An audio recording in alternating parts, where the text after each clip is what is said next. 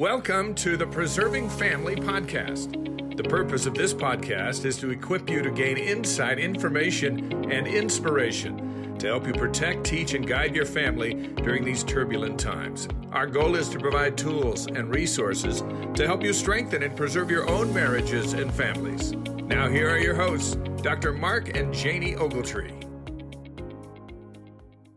Welcome, everyone, to Preserving Families. We're so grateful that you've joined us.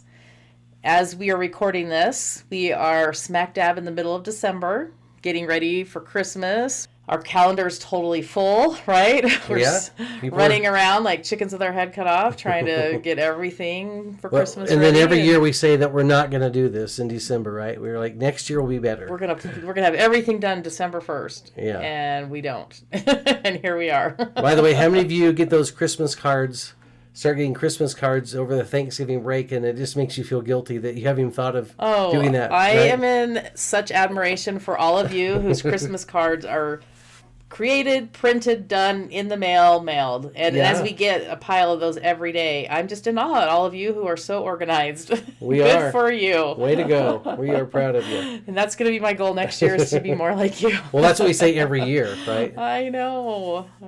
So anyway, we are happy to be here, and just wanted to let you know that I have to do a shout out to Mark. He did the Follow Him podcast with Hank Smith and John By the Way, which premieres, I think it's out right now, right? It's Moroni 7 through 9. For those of you that listen to that podcast or have not, you should go. They do a great job over there on that podcast. They have incredible guests that come in and are experts in their field on those sections, and it's just a wonderful podcast. So we would recommend that. And Mark had the opportunity and privilege to go with his colleagues, John and Hank, and had a great experience there. So yeah, they were fun to work with. Good guys. Love them.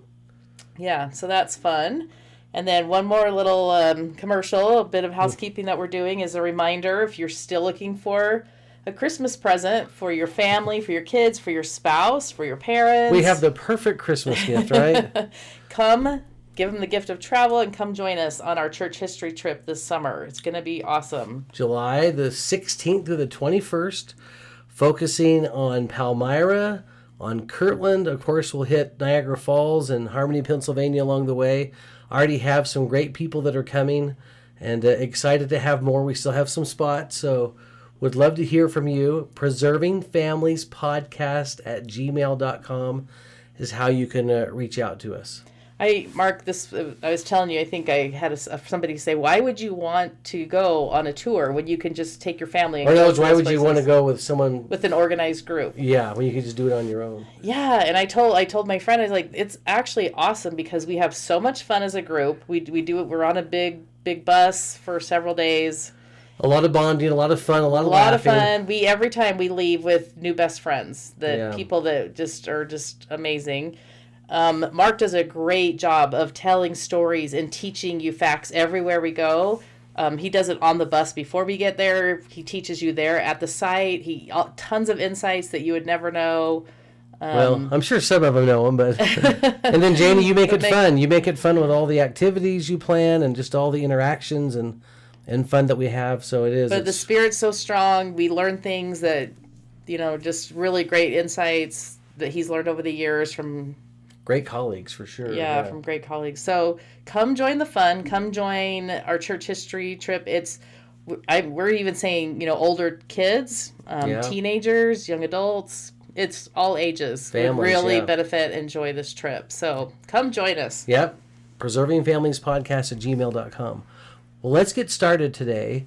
And I thought it would be really fun. We want to talk about this concept that I know that comparison can be a huge issue when it comes to our marriages and our families, especially when you get those Christmas cards, right? And you see all those perfect people, right, on those covers, and you think, oh my gosh, that is not how are you? The perfect family, the perfect marriage, right? Right, and we do. We know that comparison is one of the great tools of Satan, and we are here today to let everyone know that every family and that every marriage, at least the ones that we're aware of, has struggles, right? There's problems There's issues and things that we have to work out and resolve. And first of all, marriage problems are far-reaching, right? And no one's exempt. An equal opportunity employer, so to speak, where everyone has challenge. Even some of the very best people that we know of could have problems in their relationships. You know, there's some research that tells us that every couple will have 10 issues, around 10 issues that they'll just never resolve. Now, once again, hopefully those are issues involving, you know, putting toilet seats up and down. And what else, Janie? Well, just all the annoying behaviors. Right. You know, and there are, you know, Janie and I can tell you that there are some areas in our marriage that we just don't agree on. We just disagree on how certain things should be done. But we've agreed to disagree, right? Right. But still madly in love, fully attracted to each other, but just realize that, yeah, you know, we see the world really different sometimes in some areas. In some things, yeah. What happens sometimes is when couples have a lot of those differences, then they start to think, well, maybe we shouldn't even be together in the first place, not realizing that, guess what? You leave that partner, you leave your partner, and you go find someone else to spend the rest of your life with. Guess how many, you know, unresolved issues you're going to have with them? 10. At least 10. At least 10. But now you've got 20 because you're still dealing with an ex-spouse, right? and it just keeps adding up. Now, having said that, obviously, we don't want those 10 issues to be like foundational bedrock kinds of things, right? Like adultery or abuse or, you know, other just heavy things, right? Sometimes it could be differing religious views, differing political views, differing social views, which really strike at the heart of your marriage. And so those fundamental, you know, rock bottom bedrock issues, are really hard. Yeah, no, yeah, you bet. Now, listen to this statistic from the Gottman Institute. 69% of marital conflicts are perpetual, meaning they don't go away, but they're just things that we can manage. Now, by the way, wouldn't that be a great thing to know? That most of the conflicts that you have are perpetual. They're things you'll probably deal with your whole life because you do fundamentally disagree, but we can find a way to manage those things, right? Janie, this reminds me of a story I may have shared before, but just in visiting with an older woman, a grandmother, a few years ago, and she told me the story in my counseling practice of growing up in a home where her parents never argued, fought, or disagreed in front of the children. That was their rule. And so she grew up thinking that her parents had this perfect marriage, and never once did she ever hear them utter a sarcastic or a barb towards each other. And then she got married. You know, she got married while she was in college, and she and her husband actually disagreed on a lot of things, and they had a lot of arguments. And, you know, 6 or 7 months later, she bailed out of the marriage because in her mind, if you have trouble, then something is obviously wrong, and we just need to put an end to this right now, not realizing that all marriages have trouble, and hey, let's work on it. Because even if we leave each other, and what she did, by the way, she did leave that husband and went into another marriage, and guess what? They had trouble too. And 5 or 6 marriages now down the road, she's had problems in every marriage. She's learning that, I guess every marriage has trouble. The key is that we have to learn how to manage those troubles, you know? That's true, Mark. And as you're talking, like you said, every marriage has struggles and challenges, but I think we can strengthen our relationship and marriages through those with faith and effort. And, you know, if both people are contributing and want it to succeed, it can succeed no matter what the trouble is. But don't you think that's part of the plan of salvation? I mean, isn't that the whole purpose why we're here, right? Is to have challenges and struggles, to draw closer to the Lord, to receive help and overcome the obstacles and challenges in our life. And that's what makes the relationship strong and galvanized. Right. And I don't think there's any relationship that doesn't struggle, because we all see the world so different, right? Whether it's a relationship with a friend, with a relationship with a sibling, or a parent, or a neighbor, or a coworker, or a friend, right? We all struggle in every relationship because we all see the world different. We come from different perspectives. We just have different views and attitudes. And so no matter what the relationship is, we have to work at it. And that really includes the marriage relationship, because that's the person close to us, the person that we live with, the person that's next to us, you know, the person that's, probably gets on our nerves the most, but that we also love the most. Janie, think about this for a minute. You and I grew up in the same area. We grew up in the same neighborhood. Had I been a member of the church, we would have attended church together as teenagers. We went to the same high school. We have the same letter jacket in yearbooks, right? Even though we didn't really know each other. Right. And yet we've had plenty of things you'd think, oh, wow, that couple has so much in common. Their whole background is all the same inside jokes, all the same kids at school that you imitate, and all those fun little stories that we have together. But yet we've had plenty of differences in our life, in our marriage, right, that we've had to kind of work through. A lot of them are male and female differences, but a lot of them are just personality differences, right? Absolutely. I love this quote by Russell M. Nelson. He says, "No two lives are identical. No two marriages are identical. Each couple must accommodate the challenges and grow together in love and respect." And so there you go. We all have got to work at it. We do. No question about it. It's anything. I love what Elder Holland said years ago, but anything that is worthwhile is going to take effort and work and perseverance. It's going to take effort on our part. If we want a great marriage, if we want a great family, we've got to devote time and energy to that cause. Yeah. My other favorite quote that I'm going to read right here. This is your new favorite quote, right? Dieter F. Uchtdorf. He says, "Happily ever after is not something found only in fairy tales. You can have it through real effort, humility, and faith." And so again, as we strive, as we put effort into our marriages, if we are humble and teachable and want it, we can have that happily ever after that we all, thought about as kids or whatever, or see in fairy tales and movies and all that. Sure.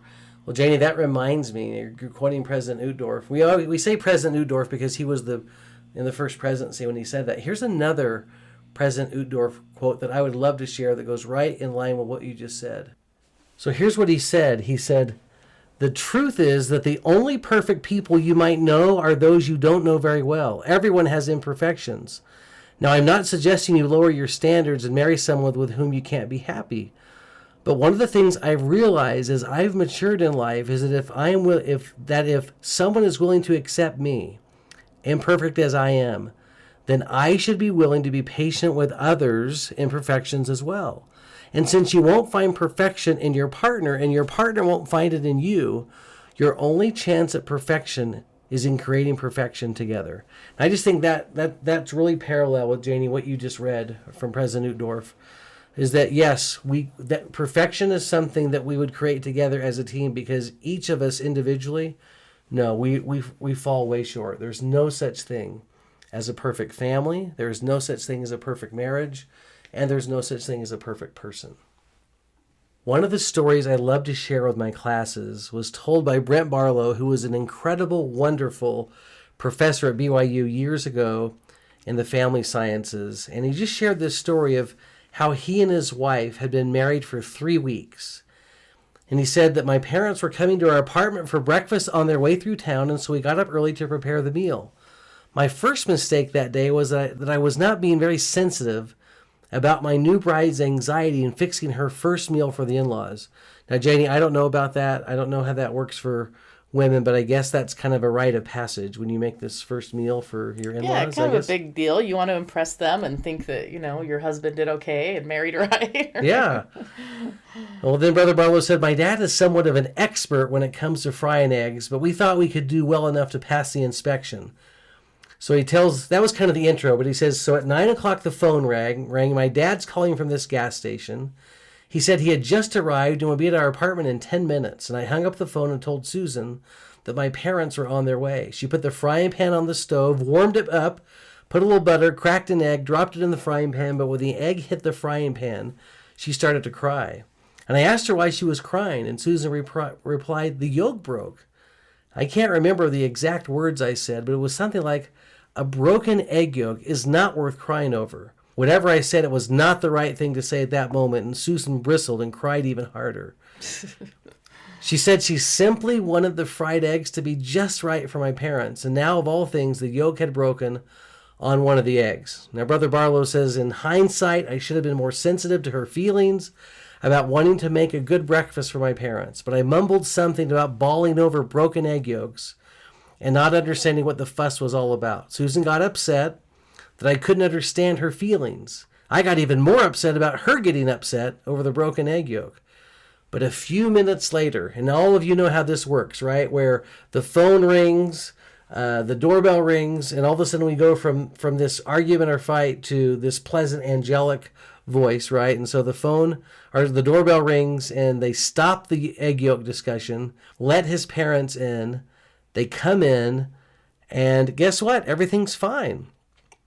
Mom and Dad come in, they have a great breakfast, they have a great visit together. About an hour later, his parents get in the car to drive away. Later that morning, I asked Susan if we could talk about the broken egg yolk incident that happened earlier. That was a mistake. We talked, and the discussion got deeper and deeper for nearly 1 month of marriage. Whatever feelings of dissatisfaction or discontentment with each other, or our marriage we had held back or had been concealed, but now it all just came out, and it came out at once. And what happened that Saturday afternoon was that our bubble burst. By evening, the broken egg yolk had long been forgotten, and we allowed ourselves to go on and on talking about what seemed like minor and trivial dissatisfactions. But by 11 o'clock p.m., we were asking ourselves questions like, should we have really married each other? And what was our marriage prematurely doomed for failure? Are we really going to make it? Do we even have a chance? So think about that for a minute. It just escalates from a broken egg yolk to maybe we need to get divorced, right? And once again, everyone, they've been married for 3 weeks. Maybe, Janie, you should take it from here. So the next morning we went to church. We were still downcast. Our plight was not helped, but in fast and testimony meeting, an elderly gentleman stood up and said he and his wife had been married for nearly 50 years and had never had an argument. I'm glad that was in testimony meeting, right? That was hard for us to take. They had gone for nearly 50 years, supposedly, without any argument or misunderstanding. We hadn't been able to make it only 3 weeks. We felt awful as we left church. We didn't think our marriage had a chance. My sister Jane called us on the phone that afternoon to chat for a few moments and to see how we were doing. She and her husband Lee had been married for 6 years. I tried to conceal my hurt, but Jane could tell something was wrong. Finally, I asked, Jane, have you and Lee ever had an argument or a disagreement? Of course we have, she assured me. Then related what the elder church member had said, and Jade told me that 1, either the old gentleman was probably lying. Number 2, if he wasn't lying, he was probably forgetful. And 3, even if it were true, they would have had 50 years of a terrible, boring, and uneventful marriage. Yeah. She's a very wise sister. Yeah, that's right. Believing that there was still hope for our marriage, Susan and I began talking more that afternoon. I finally admitted that I should have been more sensitive to her feelings, and she finally admitted that a broken egg yolk just may be a questionable reason for crying. But by nightfall, the incident was mostly behind us, and we recommitted ourselves to each other and our relationship. Looking back at that incident, we now think it was rather humorous. I have told it often to singles and newlyweds because I think there is a lesson to be learned. Things that are terribly upsetting to us in the moment can later be recalled and even laughed at with a certain amount of levity. In other ways, the incident was rather scary. Newlyweds of less than 1 month, we allowed ourselves to have a serious discussion on whether we were meant for each other. Every newly married couple will likely have their own egg yolk incident. Such incidents take us through a transition from the ideal, the life of fantasy and make-believe, into the world of reality. Susan and I advise newly married couples not to take those first few incidents too seriously. It is like jerking a seedling out of the ground to see if the roots have begun to grow. What little plants need is nurturance for growth. Fortunately, Susan and I made the transition successfully during the weeks that followed. Well, Janie, I don't know what you think when you read that story, but for me, one of the takeaways is always like, how often in our marriage relationships is it over something like that? It's just over something ridiculous. And I think one of the things we've told our own children is, I'm not sure if we've ever had a legitimate argument or disagreement over anything heavy. It's always over something really dumb. I think we kind of agree on the big stuff. It's Right. always, it starts with the broken egg and turns into something that escalates, just like this story, right? Yeah. And it's silly. When you look back, you're just like, ugh. And you know that Satan must be up there somewhere, or down there somewhere, laughing hysterically, right? Just loving that. Look at this couple, just about to, their marriage is about to implode, and it was over a broken egg, right? One of the things I love about President Dallin H. Oaks is he has no trouble being candid, even about his own life, sharing his own ups and downs. But in an interview he gave years ago, when he was married still to June before she passed away, many years before she passed away, in fact, he said, "A disagreement with June just wipes me out. And since I know I can't work until I get it resolved, and since I'm usually wrong anyway, I just apologize as soon as I can." Then he said this, "Our children can't claim that they've never heard us disagree. June and I have had some marvelous disagreements, but we've always worked them out." And I think it's funny that he uses the word marvelous. To me, that means, okay, that's pretty good. A pretty good disagreement there. And I'm like Elder Oaks, or President Oaks, Janie, and you know that if ever we're at odds over anything, I just don't function real well until I know that probably part of it's my profession. It's really hard to go to work and teach a class on the eternal family and on eternal marriage. When knowing that we had it out that morning. Yeah, knowing that we didn't start off the right way. I also love this one by Elder Joe J. Christensen. He said, "Occasionally we hear something like, 'Why have we been married for 50 years and we have never had a difference of opinion?' He said, if that is literally the case, then one of the partners is overly dominated by the other, as someone said, or is a stranger to the truth. Any intelligent couple will have differences of opinion. Our challenge is to be sure that we know how to resolve them, and that's our key today. That is part of the process of making a good marriage better." Yeah. That is the bottom line. Yes, we are all going to have differences of opinion. We're going to have arguments. We're going to have fights. We're going to see things totally different. But we need to learn how to resolve them. And by the way, great marriage. Yeah. Well, I was just saying, by the way, that statistic we used earlier from the Gottman Institute, that 69% of couples in our country have perpetual disagreements. That doesn't mean that has to be that way at all. To me, the way I read that is that's because so many people in our country don't know how to resolve conflict that well in marriage. In fact, that's something I talk a lot about in our counseling sessions, in our practice, is that it is amazing how most people get paid to solve problems. It's just what we do. And we can solve problems at the $1 billion level, at the $1 million level. We solve problems at every level, but for whatever reason, when it comes to marriage, we have the most difficult time solving problems. And it's because, I don't know, I've thought about it a lot. I think it's because there's so much at stake. There's so much emotion involved. Sometimes when we see each other, we're tired and exhausted at the end of the day, and we don't have the energy to devote to that problem. Whatever the issue is, I think that number of 69% could be drastically reduced. We could get that even in the 20s if couples could learn some of the most basic fundamental skills of resolving conflict. And guess what? It's not rocket science. It's the same skills people use at church. It's the same skills they use at work. It's following the pattern that Christ has given us, which we may have to devote an entire podcast to on just resolving conflict in marriage relationships. But probably starting with Lord, is it I? That is the best starting place in my mind to resolve a disagreement with our spouse.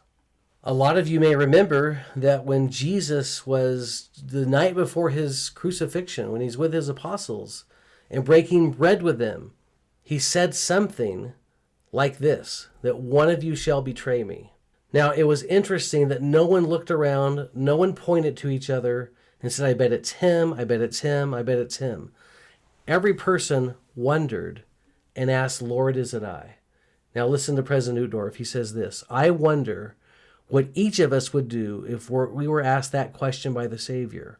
Would we look at those around us and say in our hearts, he's probably talking about Brother Johnson. I've always wondered about him. Or I'm glad Brother Brown is here. He really needs to hear this message. Or would we, like those disciples of old, look inward and ask that penetrating question, Lord, is it I? You know, this is really based on the verse in the Sermon on the Mount in Matthew chapter 7. You know, why are you so worried? Just paraphrasing, but why are you so worried about the splinter or the speck in my eye when you have a beam coming out of your own? Take care of the beam in your eye, and don't worry so much about the chip and splinter in mine. So the idea is that let's take care of ourselves and our own problems first. Let's be introspective enough to look at the marital situation and say, I wonder what my contribution to this is. Because, Janie, I know that when I can pull myself away from some of the disagreements we've had over the years, I could sit and think, okay, what did you do? Okay, think about your contribution. Oh my gosh, I said that totally wrong. Or that was not the right time to bring that up, or whatever. And I think, literally in our marriage counseling, this is the first exercise I take couples through. And I have them come up with 5 to 10 things that they can honestly say about themselves that A, that they're doing wrong, or B, could probably do better. And once again, to have that attitude of meekness and humility is the first great step to resolving conflict in marriage. Probably another great step to resolving conflict in marriage, and once again, it's all gospel solutions, right, is to beware of our own selfishness and our own pride. We know, according to a prophet, President Ezra Taft Benson, that pride is the universal sin. That means everyone has it. No one's immune from that. And the proud, he said, do not receive counsel or correction easily. They're defensive. And by the way, if we're proud, we're not going to apologize. It's not our fault. It's the other person's fault. And so he says the antidote for pride is humility, meekness, and submissiveness. It's the broken heart and the contrite spirit. And so President Benson urges us to be humble and choose to be humble. So really we're talking about, resolving conflict in marriage. And now we've already talked about principle number 1, Lord, is it I? Principle number 2, where's the pride? Where's the pride in this? And can I strip myself of pride? I think another one, if you want to throw another one in there, is listening. It's, listening is something that we don't do that well, but listening is part of being meek.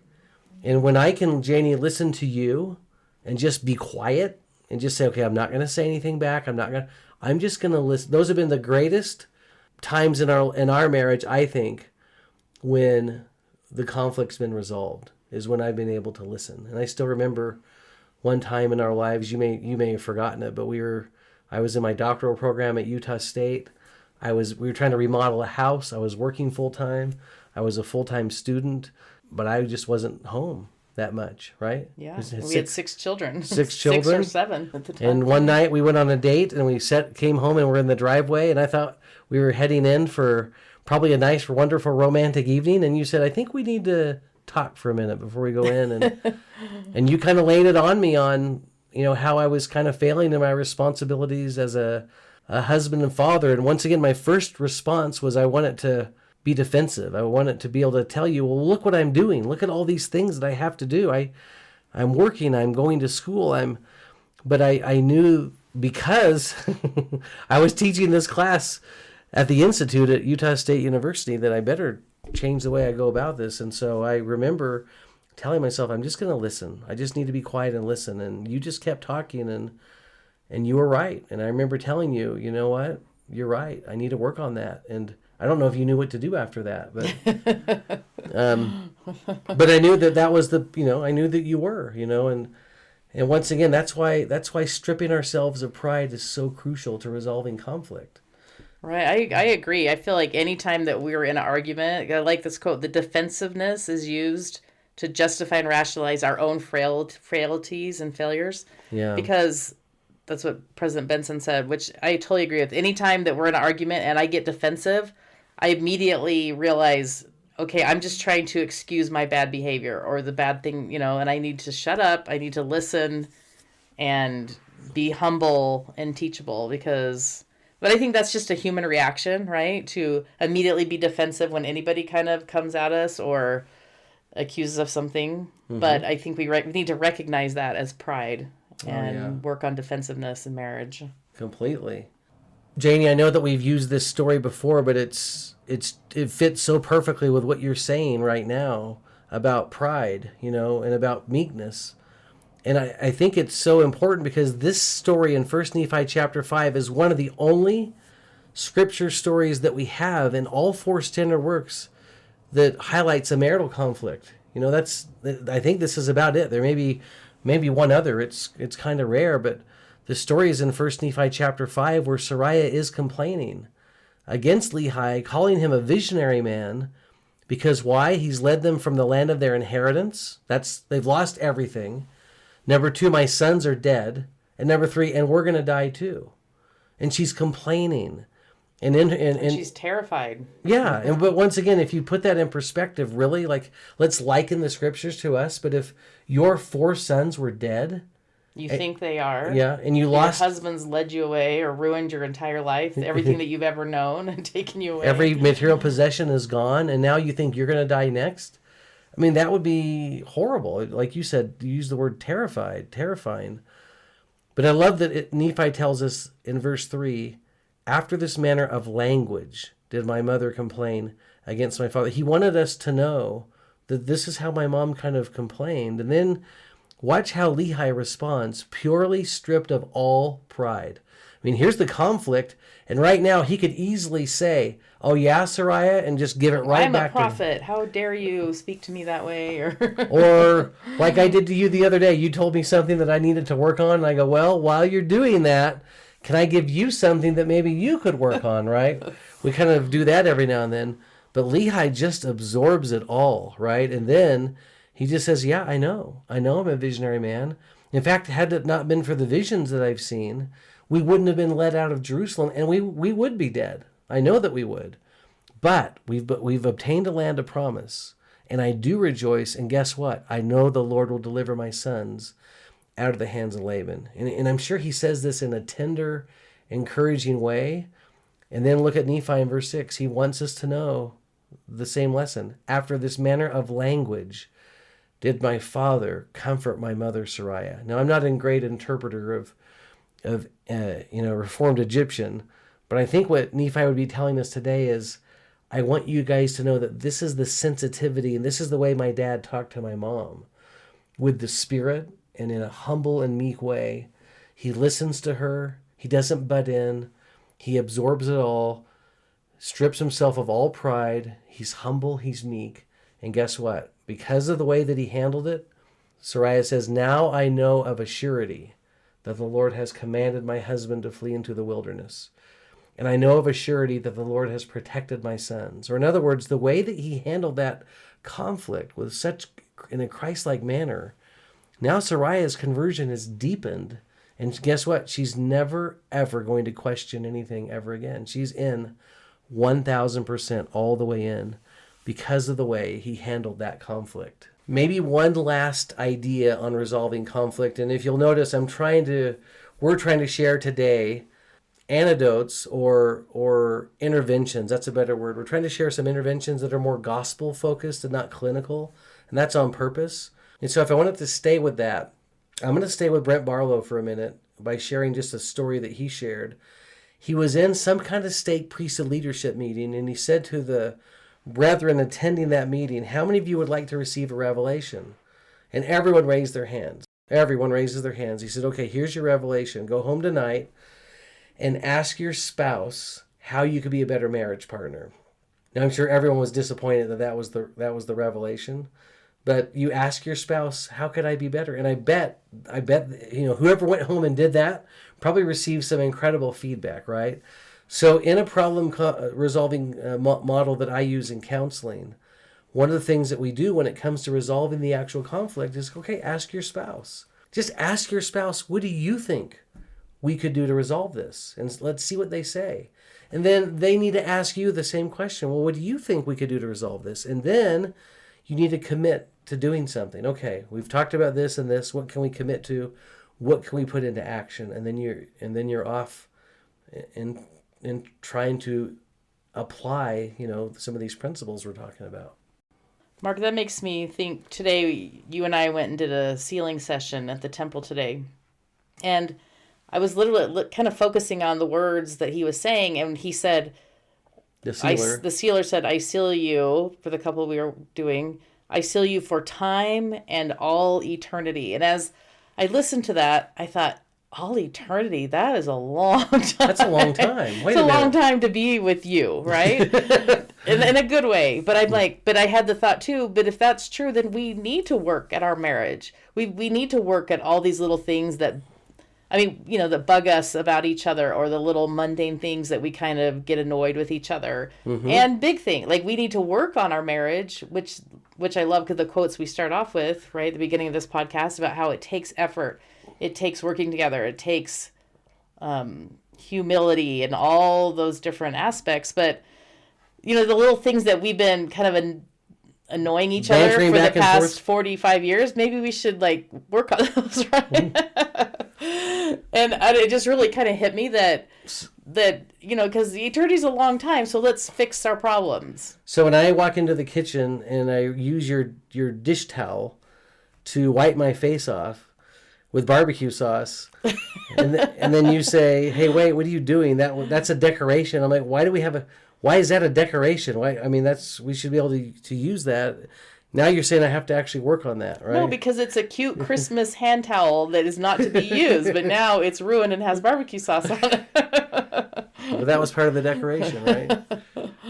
Or how you get annoyed that I leave all of our dresser drawers open. Yeah, it's like you ran out the door to go to put out a fire or something. I do. I'm always in a hurry, so I need to do better at shutting the drawers on our dresser. But there's those kind of things that I don't want to be messing with that 17 million years. Right, and so those are things that we need to start working on, right? And I mean, and it goes up from there. We have bigger things and things that we need to work on. But I think that was really kind of an aha moment for me in the temple today, is like, wow, eternity is a really long time. We need to really learn how to... In other words, problems just don't go away. Yeah. If we're going to be together for this long, let's work on these. Let's make it the best possible, optimal experience for both parties, right? Mark, can I add one to your list that I was just thinking about? Yes. And that's the principle of forgiveness. I think in marriage, we need to be really good forgivers of each other, right, and to let each other grow and progress. And so when I come to you and say, it really bugs me that you use my pretty dish towel to instead of using a paper towel or a napkin, but then letting you have the opportunity to change and grow. And even if it's not, or you need you to forgive me, and as I try to remember to shut the drawers or clean the hair out. And everyone knows that we're using these tiny examples because we don't want to get too personal, right? It's nice to be able to see the progress in each other, right? And notice, okay, yes, she left a couple drawers open, but the majority of the time she's been trying to close the drawers or get the hair out of the sink or whatever. And so I really think that forgiveness in marriage is a huge principle that we need to, again, allow each other to grow, to develop, to prove that we can change. And again, no one's going to be perfect. We're all going to stumble. We're all going to keep making mistakes. And to close that thought up, President Nelson said, expect adversity. Like, we know there's opposition in everything, right? He said, for it's in the struggle that we become more like the Savior. And I honestly feel that, that if we honestly are trying to improve our marriage, we're not going to be perfect, but let's notice the change in each other and encourage and because, again, that's how we become stronger and build a stronger marriage. Yeah, perfect. Amen. And I think even, Janie, as you said that regarding forgiveness, where my mind went from it is also giving out praise and sharing compliments with our spouse as we see them working on those things. I mean, rewarded behavior continues. That's just a law. When we reward the behavior, it's going to happen again. This has kind of been an episode where we've talked a lot about Brent Barlow. He was such a great, wonderful scholar at BYU on marriage and family. He wrote so many great articles and books. And in an article he wrote in the Ensign years ago, he said this: I am intrigued with an article dealing with conflict in marriage in our church literature for more than 70 years ago. Now it would be more than 100 years ago. In the July 1911 Improvement Era, William George Jordan wrote an article entitled The Little Problems of Married Life. He said, have you ever heard an old sea captain boast that in all of his experience he had never seen a squally sea, never a dull, heavy, storm-laden sky, never heard the tempest shriek through the rigging and threaten to tear away the mast? His pride is in his skill, not in his luck. And the matrimonial sea never remains absolutely serene and calm with no ruffling waves for years at a time. The vital point is that the storms have been weathered in safety, and the love and trust purified by time remains undaunted. And I love that. I love that we don't hear sea captains bragging about that they've never seen a squally sea. They're bragging about the incredible storm that they came through. Brother Barlow shared this personal story. He said, Susan and I learned about this not long ago when we planted grass at our backyard. As it started to grow, so did the crabgrass. So many neighbors and friends told us about the crabgrass in our new lawn that we soon began to believe the crabgrass would prevail. And for a while it did. The neighborhood consensus was that the lawn could not survive. Anyone could see that just by looking at it.